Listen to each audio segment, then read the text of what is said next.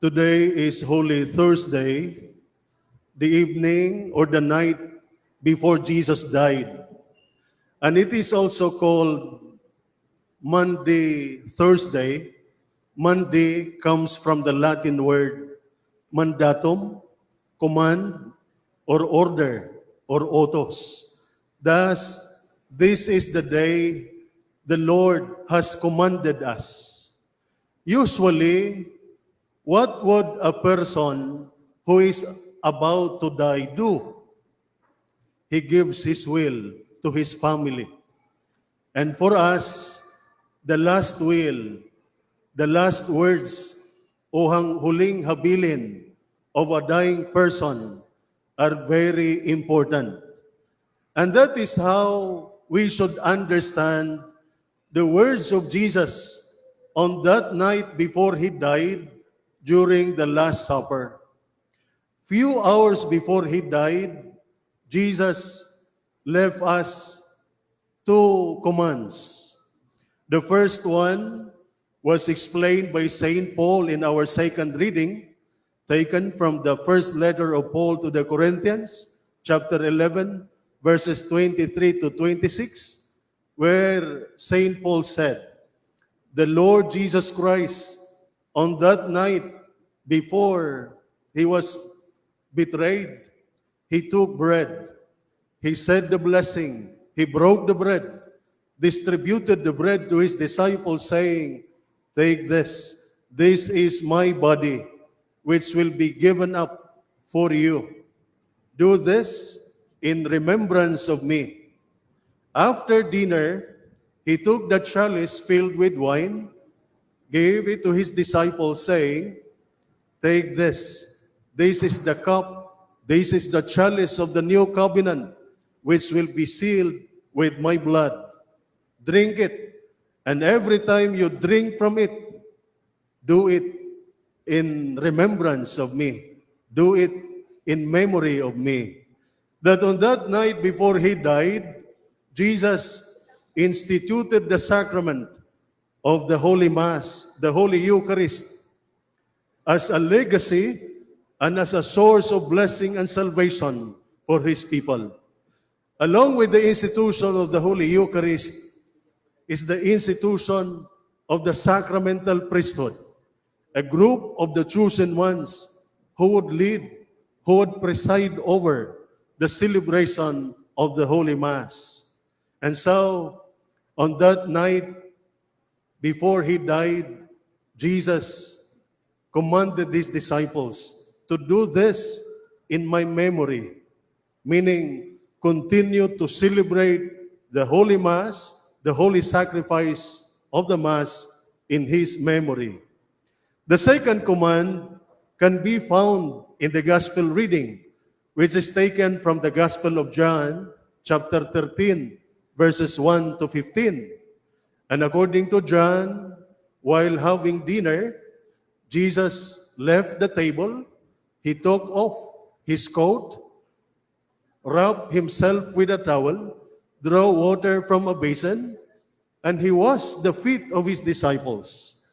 And afterwards, he told his disciples, if I, your Lord and teacher, wash your feet, you ought to wash one another's feet.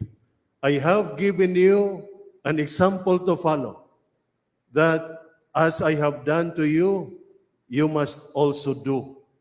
That again, on that night before he died, Jesus instructed his apostles to serve one another with great love. And so the second command of Jesus to his disciples and to all of us is to care and serve one another with greater love.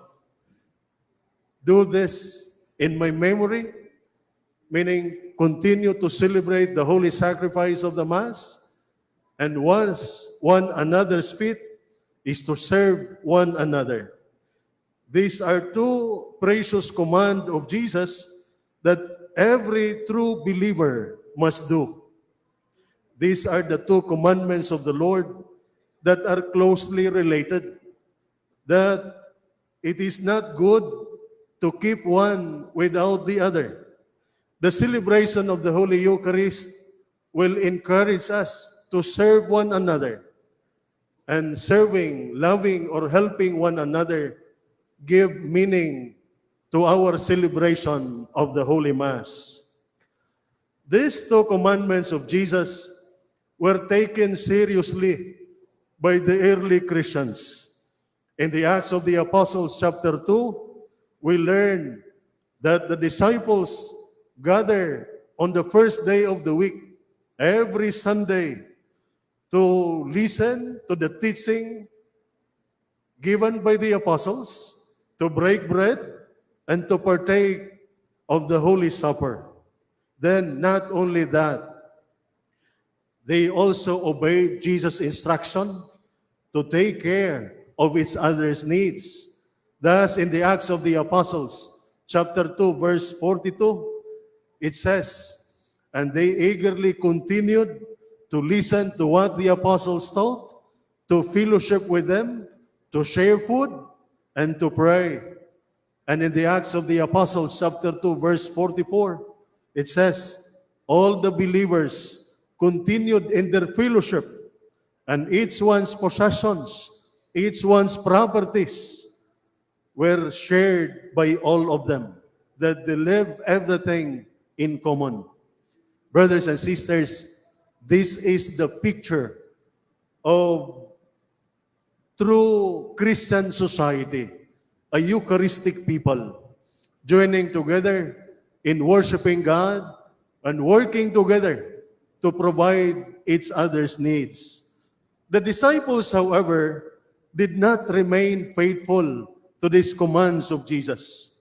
We can learn from the letter of St. Paul that the early Christians had or made a gathering, a fellowship, which was not praiseworthy, and it was criticized by the apostles. In the first letter of Paul, for instance, to the Corinthians, chapter 11, verses 17 to 22, St. Paul says, "I was told that there is a division in the assembly in your church.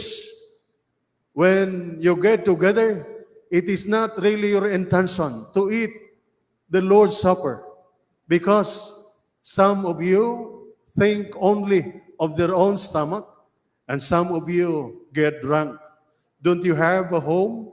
Don't you have a house where you can eat and drink? Or do you just want to despise the church of God and disrespect the poor?"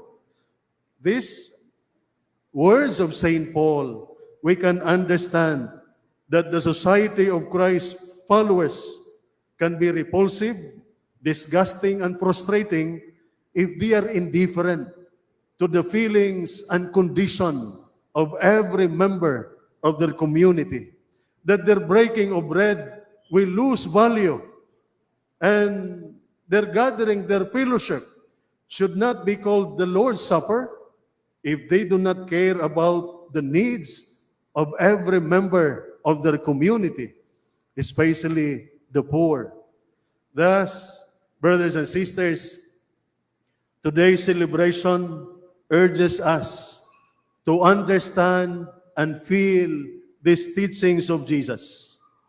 The unity, the first one, the unity that we show in the celebration of the Holy Mass should be what we live in our life, in our family, and in our society. Second, our fellowship every Sunday, our celebration of the holy sacrifice of the Mass must make us more compassionate and helpful people to others. So, again, frequently partake the Lord's Supper in His memory, which is the Holy Mass, and be ready to wash one another's feet. That is, to serve one another with great love.